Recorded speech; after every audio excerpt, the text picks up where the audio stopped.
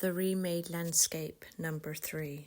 Moving on from paper pulp to paper clay, I use clothing and jewellery from my father and mother and grandmothers to imprint some of their essence onto the clay, and the clay took on the texture of my family. I also decided to use just my thumbprint to imprint upon the clay as well, and as I did, the clay curled up to make its own little cup form. This also was a significant process for me to minimally touch the clay, because as a baby I was put into a children's home for 6 weeks, and even though I would have been touched and fed, I felt I wouldn't have been held and loved as much as I would have been if I was with my mother.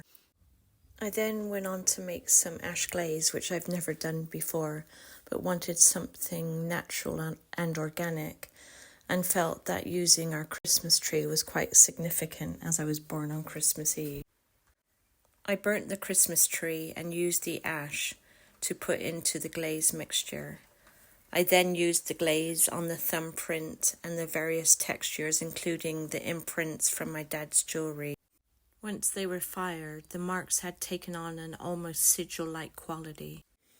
I used jewellery wire to attach them to each other so they could take on their own shapes and forms, and some ended up looking like flower shapes and others looked like horizon lines.